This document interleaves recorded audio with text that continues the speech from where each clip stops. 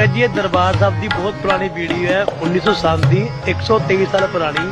जिन्होंने दर्शन हो गए वो वीडियो अगे शेयर कर दियो ते कमेंटां च वाहिगुरू जरूर लिख दियो। सिरया तिन सवारिया जिन सिरया तिन सवारिया जिन सिरया तिन सवारिया पूरी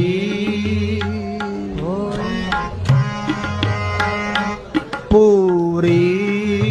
होई करामत